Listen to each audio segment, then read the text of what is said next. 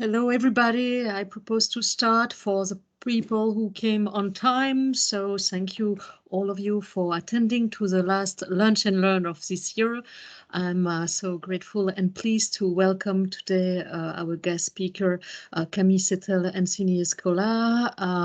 But let's go directly to the other point. So just for some practical information, this Lunch and Learn will be is registered.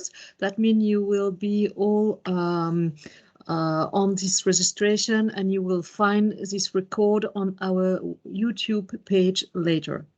All the question and answer, I will ask you to ask your question in the chat. You can ask a question directly when you have a question, and I will take them or during the presentation or at the end of the two presentation.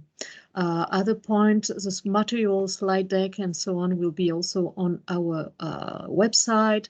Can I ask you to mute yourself and to raise your hand if you want to talk? But now you know already all these rules since long.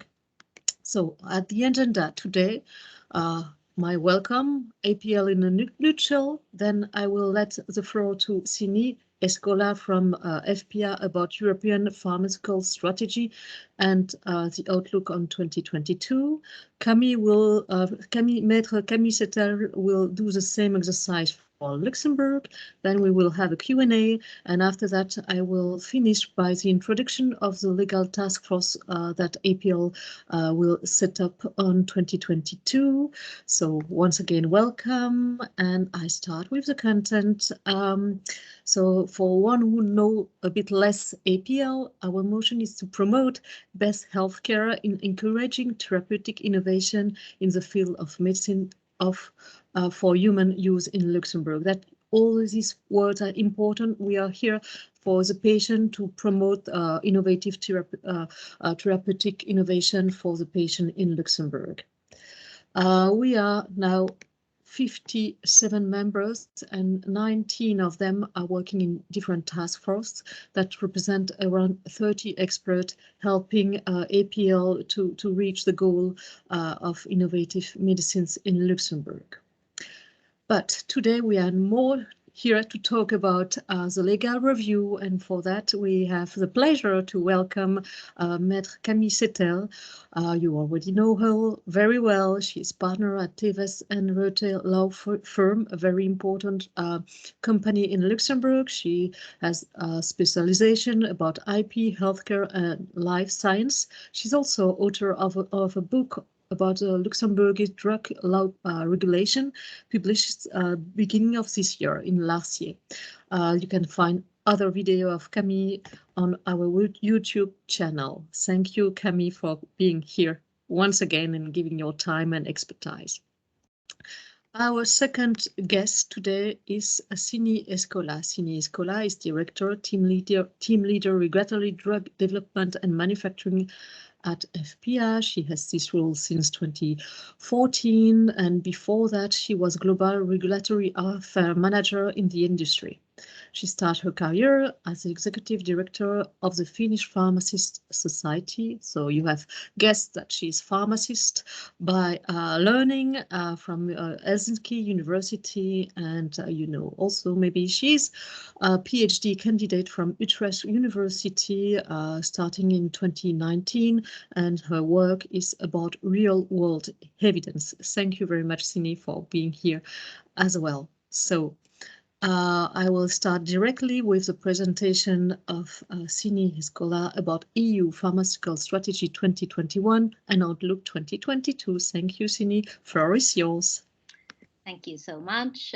Moyen, bonjour to all APL members, and it is truly a pleasure to join your Lunch and Learn. And today, the topic that both Camille and myself are going to look at is about the current legislative initiatives ongoing. And I will walk you through of a very important initiative happening on the European level, talk about a bit more on EU pharmaceutical strategy and what that entails. In the next slide, thank you, Sonia, a few words about the organization that I represent. So I work for European Federation of Pharmaceutical Industries and Associations, EFPIA, and it is an equivalent to the APL on the Luxembourg side, but we work then on a more umbrella organization representing all pharmaceutical industries who innovate, do R&D or manufacturing in Europe. And currently we have 36 national associations and almost 40 leading pharmaceutical innovative companies as part of our membership. And our mission, like APL's, is to create a collaborative environment that enables our member companies to innovate, discover, and develop new innovative therapies and vaccines across Europe to people.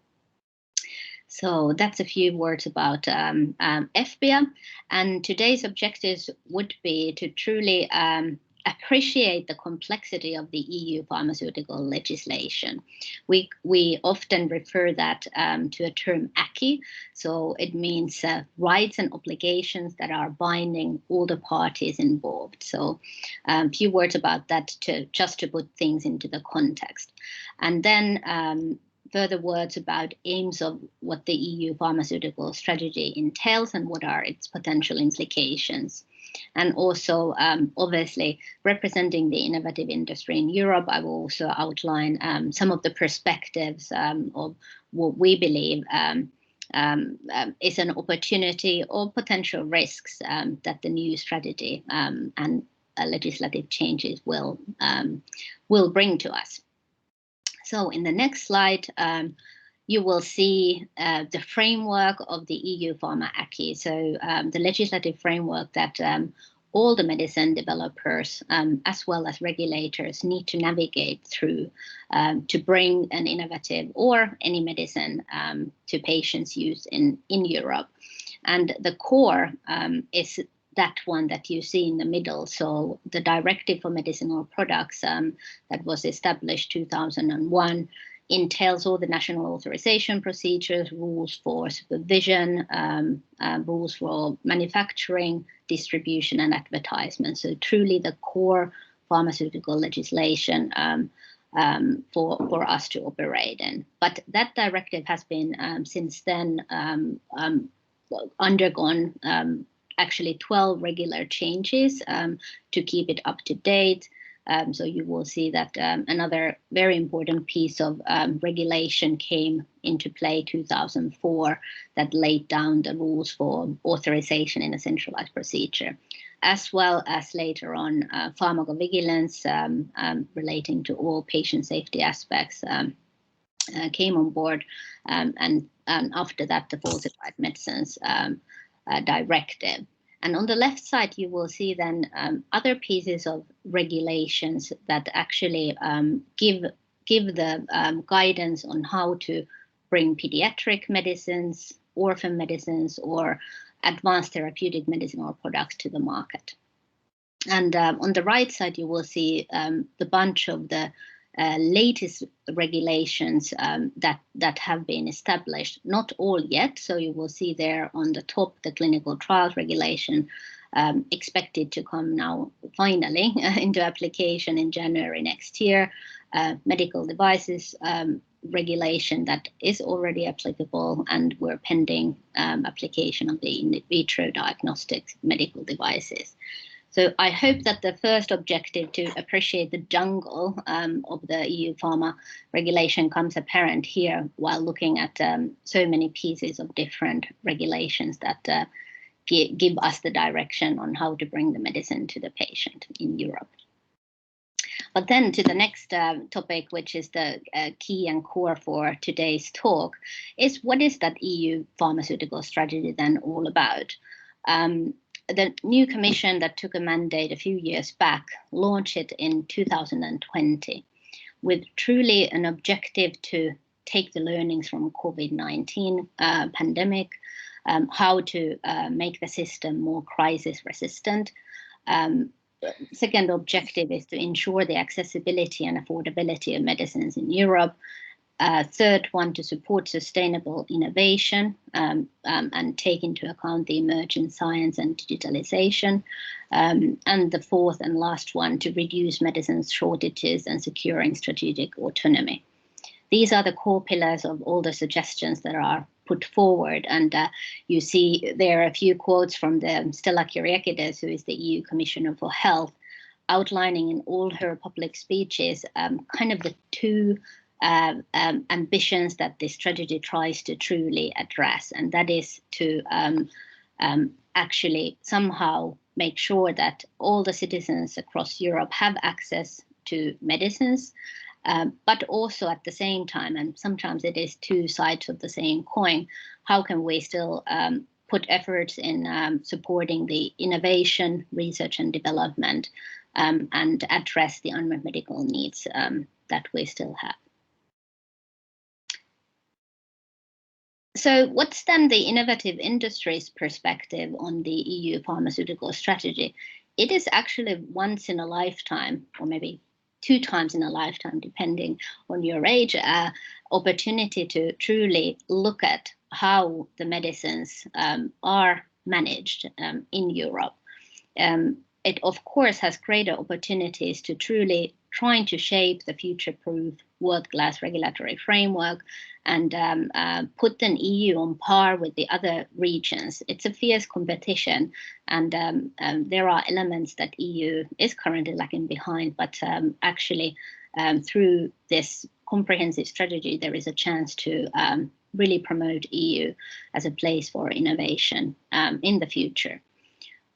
We also see as an opportunity to preserve our strong and predictable IP incentive system, which would include then some specific medicinal products, such as the rare medicines for rare diseases, for children, pediatrics, or other unmet medical needs.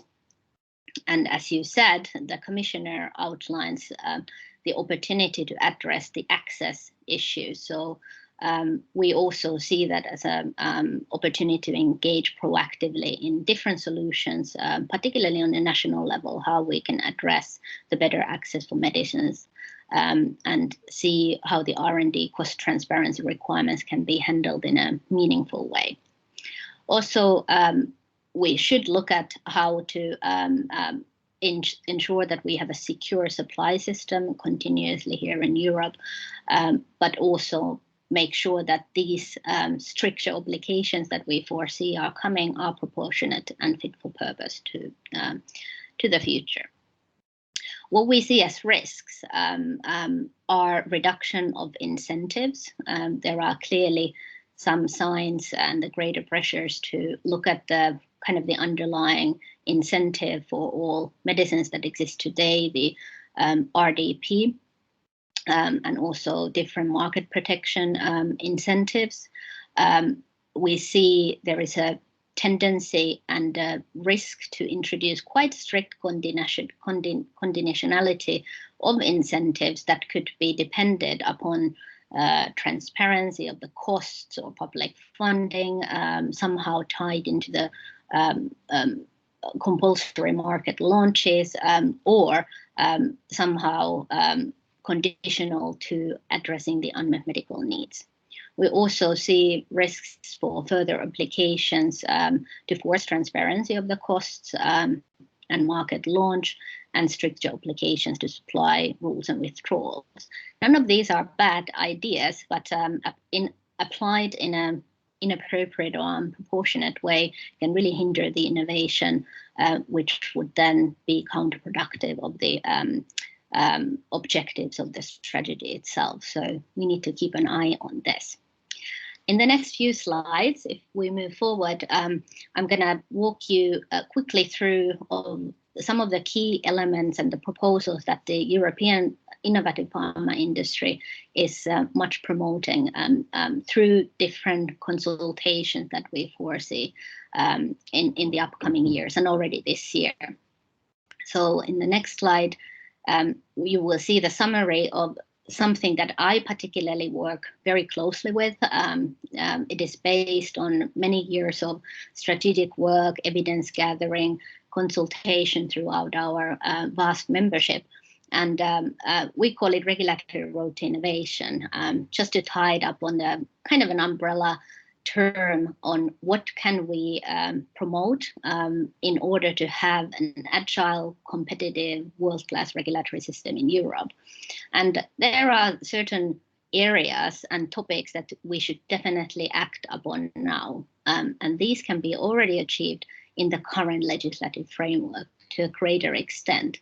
Of course, when there will be evaluation and revision of the directive and the regulation, we have an opportunity to also introduce some legislative changes. But just to mention a few important areas where work needs to happen already now, and thankfully is happening already, is promoting the use and acceptance of real-world data and evidence, really looking into how the different trial designs can be applied in a more meaningful way, shortening often the very long clinical research time for medicines. We should be looking at dynamic regulatory assessment, meaning that we have an iterative approach on the way how data is generated and assessed throughout the medicine development cycle. There are certain product types, such as the drug-device combinations that are in increase. We see that the pipeline currently has 25% of these types of drug-device combinations, and we will need to address this by finding a more streamlined way how the assessment actually takes place. As the Commissioner and the EU Pharma Strategy highlights in multiple places, the unmet medical needs need to be better addressed. And of course, one thinks about how can we address certain orphan rare diseases in a better way? How can we promote innovation, for instance, in AMR space, which is a huge unmet medical need for new antibiotics. So a lot of things can be strengthened there. Digitalization across product life cycle, manufacturing chain, and availability of medicines are areas to truly address already now, as well as revision of the variation regulation, which actually directs the way how changes can be made after the marketing authorization has been granted. And on the right side, just very briefly, you can see the 4 priority areas where EFPIA truly sees a need for a legislative change, and that is enabling swifter and expertise-driven decision-making, meaning that certain structures of the EU regulatory network and the way authorities are currently structured could be better streamlined and assessed again. We should really look at optimal use of expedited pathways, and about the combination products, we believe that EMA should have increased accountability in their assessment to create truly that streamlined way to evaluate these types of products.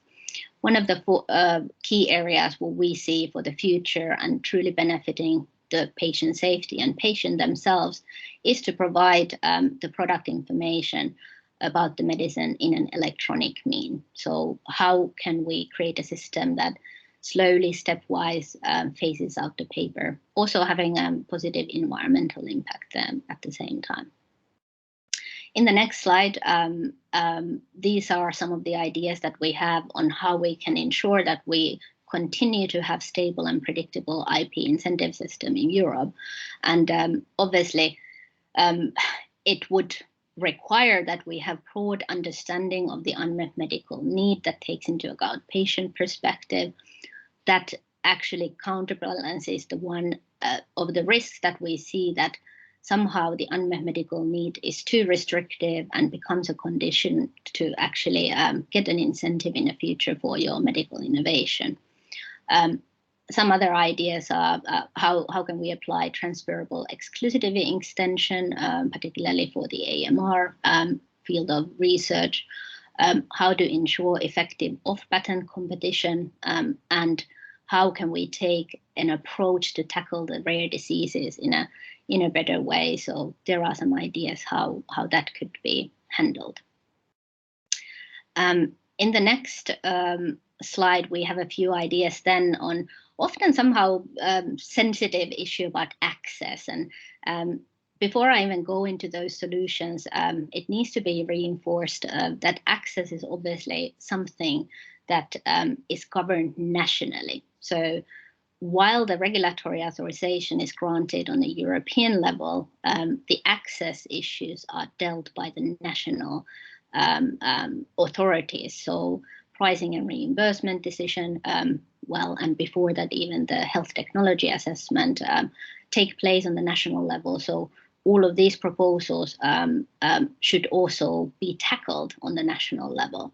And that is not always seem to be understood in different discussions, and there are pressures on somehow bringing ideas on how we can do it on the European level.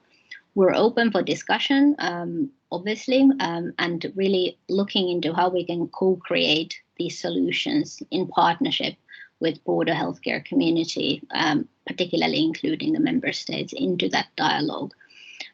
Innovative industry has been talking for years about value-based pricing.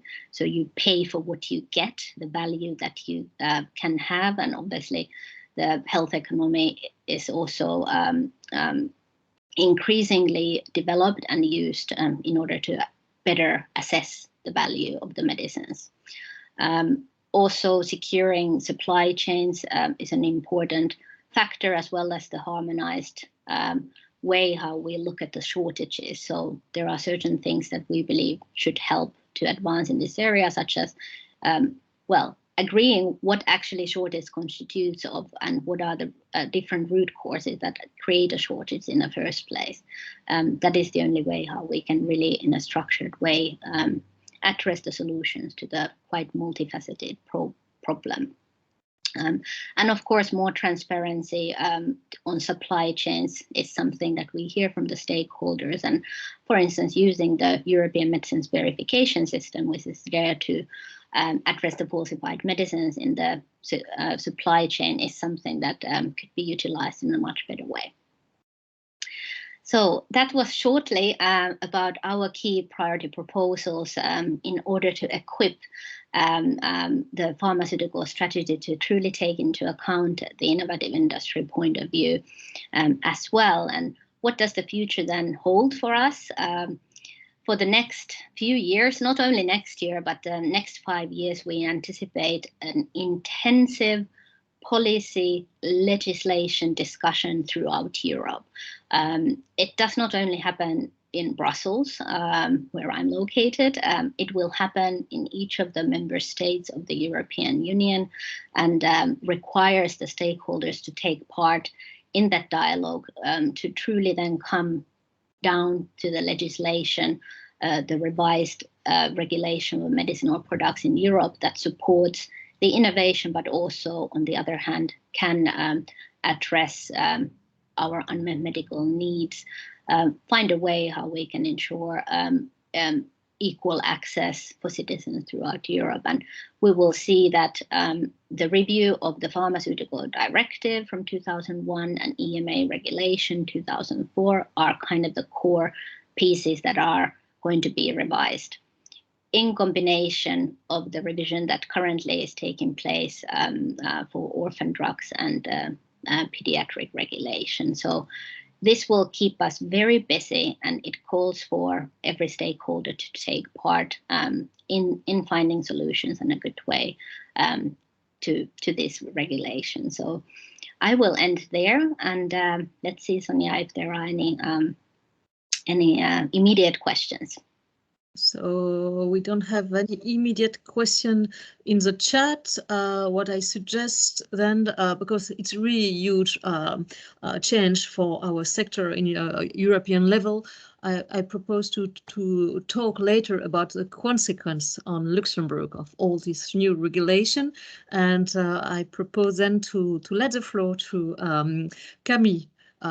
She will explain what happened last year in Luxembourg and what will be the next change we can expect from Luxembourg as well. So thank you very much, Sini. It was so very clear. And welcome, Camille. So, hello everybody, and thank you, Sini, for this very interesting presentation from the European level. And I will talk about the Luxembourg level. But first of all, I will, as a transition, I will have a few words on some of the European law having impact on Luxembourg law. And Sini already said a few words on two major pieces of the jungle, of the legislative jungle, which are the regulation on clinical trials and medical devices. So I will say a few words on that. And after that, I will focus on Luxembourg law because, as Sini said, many issues are dealt with at the member states level, and so I will say a few words on the creation of the national agency, which is one of the main reforms that is highly welcomed and awaited by the industry in Luxembourg. And I will finish with detailing the draft bill 7383, which is currently under examination at the Chamber of Deputies, and which contains a lot of major reforms of the Luxembourg pharmaceutical law.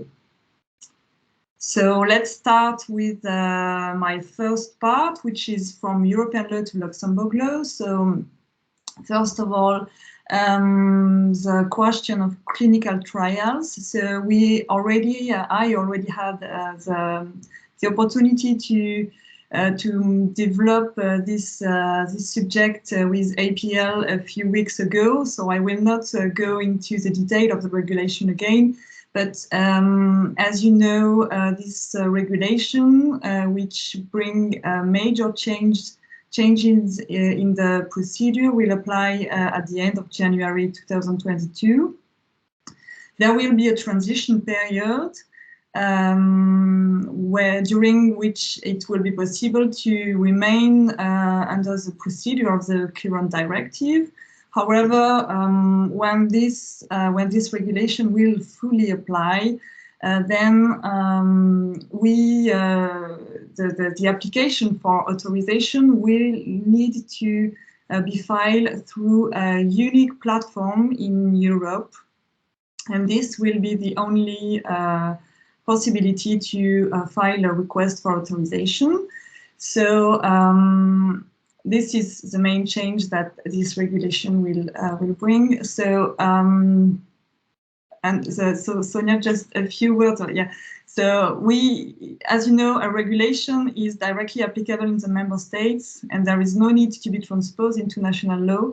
However, we expect a law in that field because some topics are subject to member state implementation, like the way the controls are performed, or for example, the sanctions, etc. So we expect a law in that field in the coming months or year. We'll see. So second topic is medical devices. So there is two regulations with different dates of application. Again, it is regulation, European regulation with direct application in the member states. So there is no need to be transposed into national law. However, certain topics like distribution, advertising, language requirement, etc., will need to be dealt at member state level. So we also expect a deep reform of our law on medical device in the coming weeks, months or year. So this was for the major reform of European law having impact on Luxembourg law. And then if we focus on what's happening in Luxembourg and on Luxembourg pharmaceutical law, so first of all, it's very important to have a few words on the creation of the national agency. So this agency will be created by law, and the draft bill has already been submitted to the Chamber of Deputies in February 2020. This project, this draft, has already been commented by the Medical College, the Chamber of Civil Servants, the Chamber of Commerce. And then, as you know, 2020 was a very difficult year for the health sector, and also 2021. And this is why today, end of 2021, this law has not been adopted yet. And we are still waiting for the advice of the Council of State, which is mandatory for the adoption of the law. And we can also expect new amendments to be adopted regarding this agency. So this was for the chronology of the adoption of this law. And in order to briefly describe this agency, because it's still an ongoing process, we cannot be sure about the final version of this agency, the physiognomy of this agency. But according to the current version of the draft bill, the name of this agency should be Agence Luxembourgeoise des Médicaments et des Produits de Santé. It should be set up under the form of a public independent body, which is an établissement public, and with private employees. And that point has been contested by the Chamber of Civil Servants in his comments. The Chamber of Civil Servants would like this agency to remain under the form of an administration with civil servants. So the government will have to take position on that issue in the amended version of the law. Regarding the scope of jurisdiction of this agency, it should be competent for a wide range of products. First of all, obviously, medicinal products for human use, but also veterinary medicinal products, experimental drugs, medical devices, cosmetic products, cell and tissues, food supplements, and other health products. Regarding the question of cosmetic products, it's interesting to note that the Medical College also raised kind of a position saying that these products are very different from pharmaceutical products and should not fall within the competence of the agency. So this will also has to be discussed, and the government will have to take position in the future version of the law. Regarding the missions of this agency, it should give a technical expertise on pharmaceutical issues. It should support innovation in the biomedical and health technology sectors, give advice to economic operators on regulatory matters. This agency will be in charge of the evaluation of manufacturing, distribution, international, non-international studies, advertising, post-marketing surveillance of all the products that fall within his competence. And all that missions will be performed in cooperation with the Direction of Health. As you know, to date, all these competence are in the hands of the Ministry of Health, which give authorizations on manufacturing, commercialization, marketing authorization. And so the draft law set up a cooperation based on the expertise of the agency, which will issue technical advices. And also the pharmacist inspector of the Direction of Health may request assistance of the experts of the agency. So basically, how is it drawn today? The Ministry of Health is a kind of administrative body which issues authorization, which performs controls with the power of police, which remains in the hands of the Ministry of Health, and it will work with the support and assistance of the agency. And on the other hand, today at least, the agency is the kind of scientific body, expert body, which is composed of a lot of experts and she will perform inspections with the consent of the economic operators, because the two limits today of this agency is that this agency has not police and enforcement powers and no authority to take decisions, because all these powers remains in the end of the Ministry of Health. So this is the background today, and it will be very interesting to see regarding the different comments already issued by the chambers, what would be the position of the government regarding the agency. So this needs to be followed with great attention. And regarding the draft bill 7383, so as you know, because I already had the opportunity to organize a training on that draft bill, which is very complex. This draft bill brings major reforms in a very wide range of matters: manufacturing, importation, distribution to the public, market access, medical devices, also the profession of pharmacists, and wholesale distribution. So it's a very, very important law, draft law today. Regarding the chronology of the adoption of this act, it has been submitted to the Chamber of Deputies in November 2018. Then 1 year later, important amendments had been proposed by the government.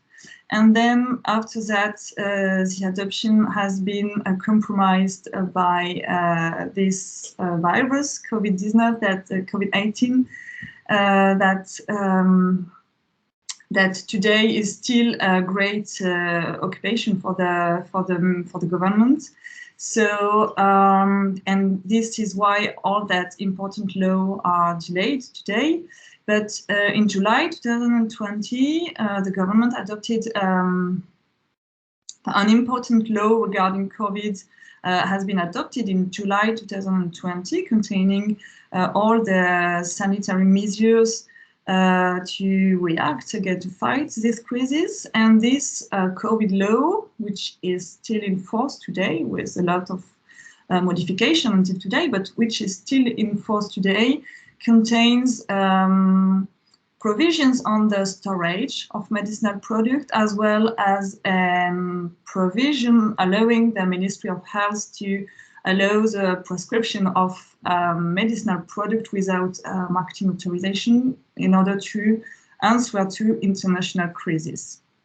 So these two provisions that were contained in the initial draft bill are already adopted. So de facto, they are no more in this draft bill. And very recently, at the beginning of this month, a new draft bill regarding this sanitary crisis have been adopted, submitted to the Chamber of Deputies. And we, all of us have heard about this draft bill because it strengthens very strongly the sanitary measures, and it also contains provisions on market access and distribution of medicinal products. But I need to draw your attention to the fact that this morning has been published a new version of this draft bill, and all the provisions on market access, which I know that are very awaited by the industry, has been removed from this draft bill. So they are no more on the table today. But I will say a few words about that later. So at least yesterday should be adopted shortly. In 2022, it's a mistake from my part. It's had adopted shortly. I guess in 2021, sorry, it's correct, should be adopted provisions on market access. But until today, it's no more possible because all this provision has been removed. And then they all these provisions regarding market access should be adopted with the final version of the draft bill 7383. This means with all the other provision regarding importation, distribution to the public, and etc. So that's for the chronology and the forecast. But regarding so the upcoming reforms, so we still have on the table reforms on market access, distribution of medicinal products, and importation of medicinal products. So regarding market access, as you know, there is two major issues, which is off-label use of medicinal products and compassionate use of medicinal products. So regarding off-label use, so all my slides are based on the draft bill that has been removed this morning. So it's no more accurate, but however, I will still have a few words on that, because if it's no more accurate today, it shows the direction of the government in these topics, because as you know, market access has been in the initial version of the draft bill, then in the amended version of the draft bill, and we know that it's a provision that needs to be adapted, but this was the position of the government a few days ago, and this is probably the direction that will be adopted in the coming months. So off-label use, as you know, it's the use of a medicinal product which is covered by a marketing authorization, but whose use does not correspond to the therapeutical indications of the marketing authorization. So Sonia, you can go forward with the slide. So the proposition that was contained in the draft bill before it was removed is that the Ministry of Health formally authorize occasional and individual nominative prescription of a medicinal product off-label. This was subject to 4 conditions that I detailed below, but so of course the consent of the patient and also the obligation for the physician to get an insurance covering damage occurring for the patient. So real focus on the patient's condition and rights and good condition. Yes, Sonia, next slide, please. And so this authorization was subject to a formal request sent to the Ministry of Health. So the difference with the previous version that shows us the evolution of the reflection of the government and the stakeholders is that the previous version of the off-label use was way more complicated, in my opinion. And this is a simplification of the off-label framework, which is easier to understand. And so I guess this is to facilitate the prescription of off-label use, which is a good point. So another important difference is that there is a need of a formal decision of the ministry. So it's a case-by-case decision, probably with the application of the ordinary administrative proceeding regarding any appeal against this decision. And this new framework, and let's see if it's maintained or not, does not contain any provision anymore on the delivery of medicinal product of labels, which is also a simplification, because if you remember, the previous version contained very burdensome administrative obligations for the prescriptor to say in the order that it was off-label use, and then the pharmacist has to register the off-label use, etc. And all of that has been removed for now from that framework. So I guess it's also to facilitate the prescription of off-label use. Regarding compassionate use, which is also very important for the industry and the patients, there is two different legal framework. One is for occasional and individual prescription, and the second one is for a cohort of patients. So it's a compassionate program. So yeah, again, in the current version of the draft bill, which has been removed this morning, but what we can see is that there is also a need of a formal authorization for the Ministry of Health, that this concerns medicinal products which has no marketing authorization at all, and for which ongoing clinical trials are ongoing, or for which there is a pending marketing authorization application. Also, yes, Sonia, you can go forward with the slides, please. Also, the conditions to meet in order to prescribe a marketing product without marketing authorization, medicinal product without marketing authorization, is only in the case of a very disabling, chronic or severe disease, or an illness considered to be life-threatening. So it's only in the case of imminent risk for the patient.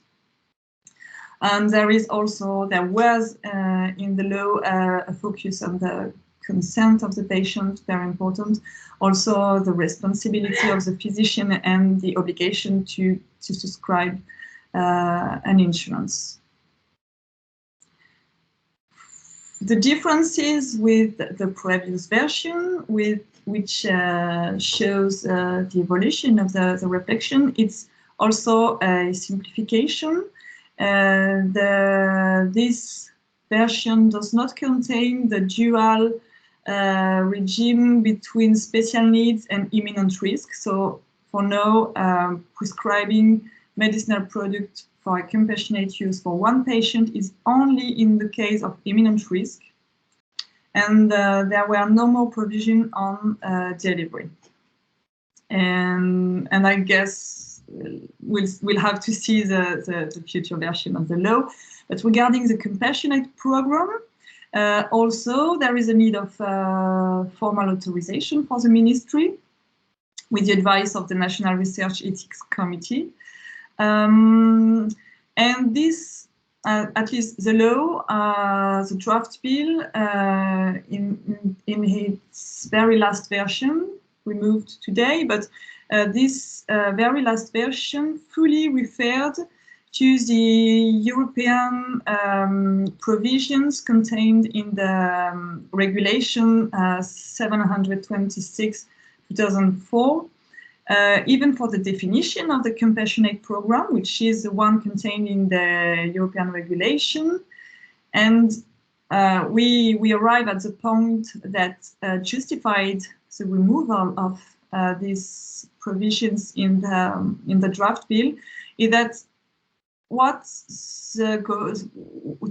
the framework which was contained in this draft bill, it was not very clear in which case the prescription should go through the compassionate use for one patient and the compassionate use for a cohort of patients. The framework were very similar, and the difference were not very clear. And the Council of States, which issued its advice on this draft bill, raised a formal opposition. And since the circumstances today are very critical, and that the draft bill needs to be adopted in a very, very short time, I think that the government decided to remove the question regarding market access, which was not clearly related to the COVID crisis, and then in order to build a better framework in the next version of the draft bill. So this we can also skip this provision, which is no more accurate today. And then I arrived to the question of the distribution of medicinal products. So very shortly, because unless I'm mistaken, but I think it's still in the draft bill, in the COVID draft bill, that it's about to be adopted in the coming hours. This draft bill contains a provision allowing wholesalers to supply medicinal products to the physician, dentist, and veterinary. And the list of the concerned medicinal products has to be determined by a ground-legal regulation. And this provision aims to allow the supply of vaccines directly to the physician office. So this provision is clearly directly related to the measures to fight the COVID, the sanitary crisis. So this should be adopted very shortly. And as a midterm objective, so in the draft bill 7383, so there is a modification of the article of the law regarding the distribution of medicinal products to the public, containing 4 new exceptions to the principle that the distribution to the public is a monopoly of the pharmacy open to the public. So this draft bill should introduce 4 exceptions, and notably the more important, in my opinion, are the one to allow the pharmacist in charge of the pharmacy open to the public to deliver medicinal products under a sealed envelope directly to people at home or at seniors' establishments. And the second one is in favor of the wholesalers that should be allowed to deliver to the public compound health products, and the list of which should be also determined in a ground-legal regulation. So this, in my opinion, is the main reform of the distribution of medicinal products. And lastly, to finish my presentation of the future, the upcoming reforms, I will say a few more words on the importation of medicinal products, because it's a real subject here in Luxembourg. So, importation of medicinal products outside the European Union should be subject to an authorization, except when this importation is for personal use. And also the importation of active substances will be subject to a notification to the Ministry of Health. So, that was the main reforms that we should expect for the coming weeks or years in the pharmaceutical law in Luxembourg. Thank you for your attention. Thank you very much, Camille. It was a tough exercise with a last-minute change of this morning. So thank you for adapting like that. Very interesting presentation as well. And I will start a question with Sini regarding what Camille had presented. What will be the opportunity for Luxembourg? You have the European law and local project. Do you see some opportunity for the industry in Luxembourg? Yeah, thank you very much for the question. I think you refer to the EU Pharmaceutical Strategy and its potential implications. So from that perspective, I believe that it is an opportunity at the same time when certain changes to make the regulatory framework future-proof for Europe.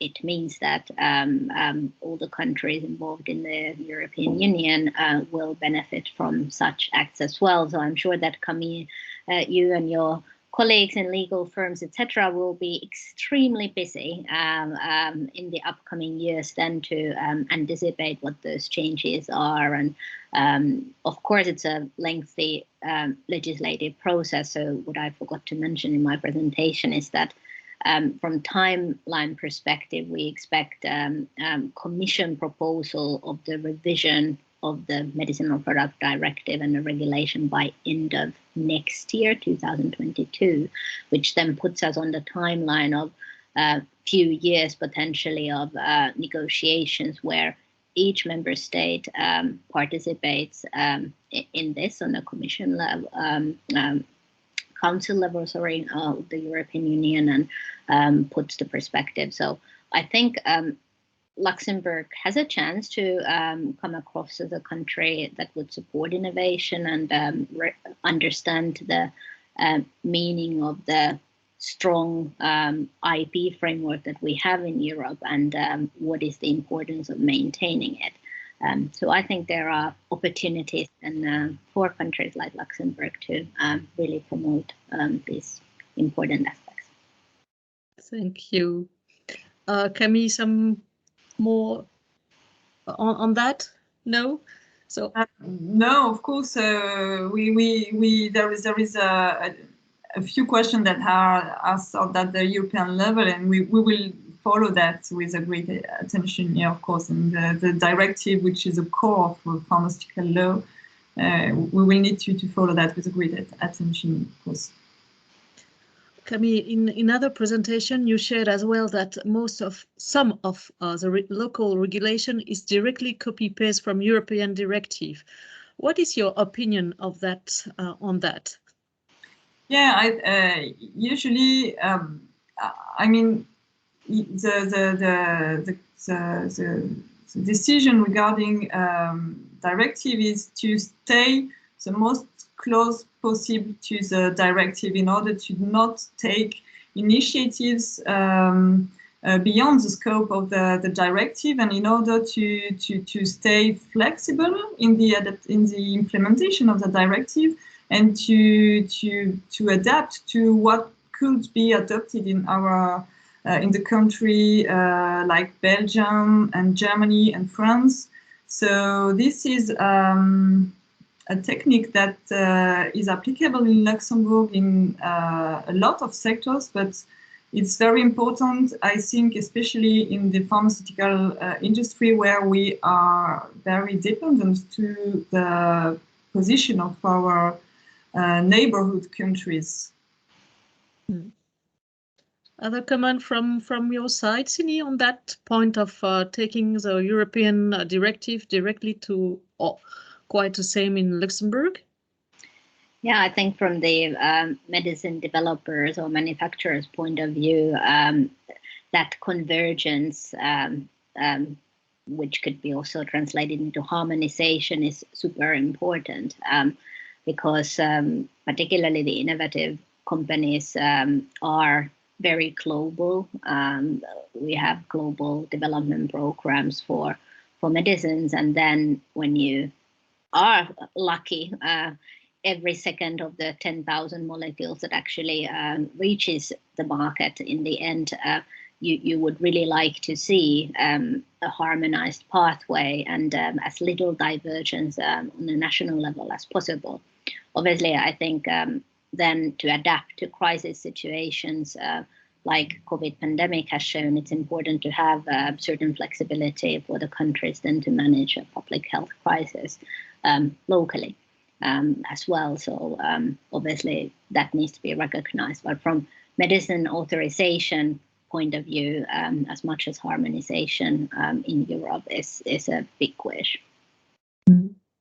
Before moving to the question of the audience, I don't know if there are questions in the chat. Do you have some, I would say, remark, because it was for both of you the first time you meet, and you were maybe a bit more aware about European or Luxembourgish outlooks. Do you have a direct remark on the two sides? I don't know. Camille, do you want to start? No, but I find it very interesting because until today, all the presentations we made were focused on Luxembourg law, and it's very important to have to go higher and to go on the European level and to hear about European perspectives from someone which is inside the process. So it was very, very interesting, and I hope our presentation was kind of complementary for the audience. But I was really happy to hear your presentation, Sini.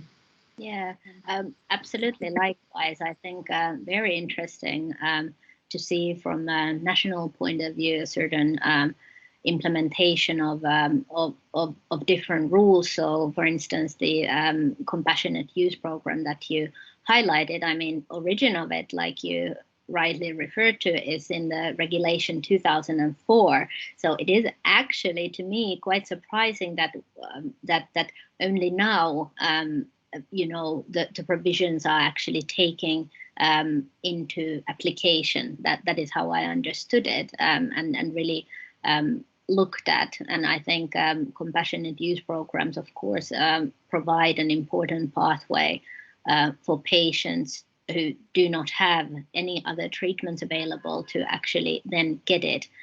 So I think interesting that it comes so late, but of course an important initiative in many ways. Yeah, but this was applicable. Sorry, Sonia. No. Go away. Because the regulation has a direct effect in Luxembourg, so it was applicable, but without a national clear framework. So that's why they are trying to adopt a clear framework regarding responsibilities, what is the process to get authorization, is there a need for authorization, etc. But so we need. How is it in other member states? Maybe you know if they have specific provisions or not, or yeah, I think we had looked at a few years ago, particularly on these assessment pathways that we see, like early access to medicines pathways, and what is the national implementation level. And I think in May.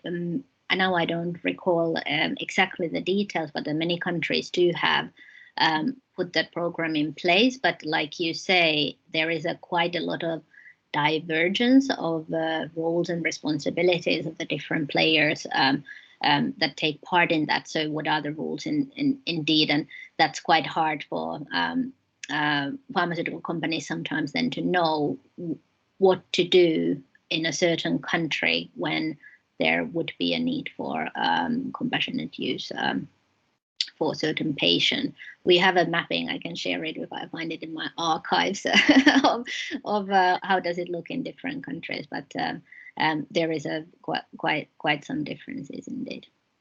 Yeah. Thank you. So I will have a look into the chat to see if we have question. Apparently, we don't have question into the chat. Do you have direct question? Please unmute yourself and ask a question to Camille or Sini.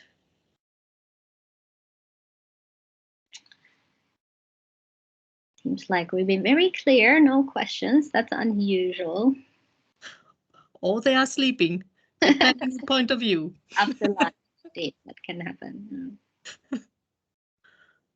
Didier, Mimi, I saw that you are there and you used to be the first who dare to ask question. Do we have some question? I have one question, Sonia. Mimi? Yes. My question is, do we have an ID? And maybe you told it, Camille, but then I didn't get it. Do we have an ID why all of a sudden those things were withdrawn from the bill? Yeah, the Council of State raised a formal opposition against the propositions in the draft bill. And when the Council of State raises a formal opposition, it's not possible to adopt the provision which is subject to the opposition. So the government should have to review the version and to propose a new amended version. And I guess that they are short in time because this law is this draft bill is the law that we are talking about for now regarding the new measures to fight the pandemic. So we cannot wait until a new version of the market access, which is, of course, we need these provisions, but it is less urgent than the sanitary measures against the pandemic. Okay. Thank you. Thank you, Camille. Thank you, Mimi. No questions for me. Thank you. So if nobody else with question, so I will move slowly to the last point. We had a last point for you. So in Luxembourg, most our lawyers are coming with a BLux or BNLux functions, and we thought with Camille that it will be really important and interesting to have a legal task force or committee. So you are welcome to participate of the kickoff of this task force, legal task force. If you are from the industry, if you are related to legal or regulatory business, please welcome. You are welcome and join us for the kickoff of the task force, the 25th of January. It will be a morning session. We will go through all the mission of this committee and but in short, the mission will be about communicate what are the change, what are the project, and to align all our members, share our position. If there are projects like Camille explained this morning a bit earlier about market access, share our position, and also teach our members about what will be the change and the implication for the industry in Luxembourg. So the organization of this committee, and it's will be every quarter, one meeting. And in case of need, of course, if there are very important things to discuss.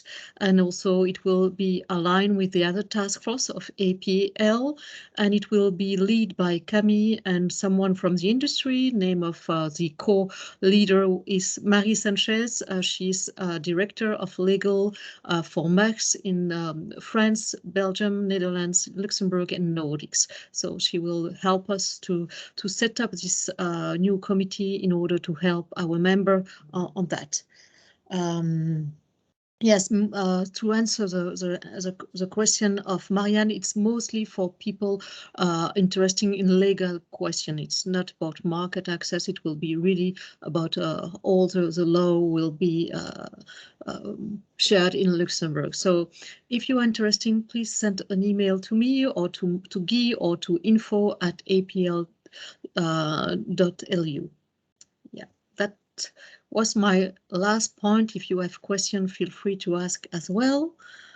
Camille, do you want to add something about that? Because you will be the co-leader. No, but I would be happy to discuss with people interested about to go into the details of what I introduced today, the upcoming reforms and what could be important to reform, and so we will have very interesting discussions, I'm sure. Thank you very much.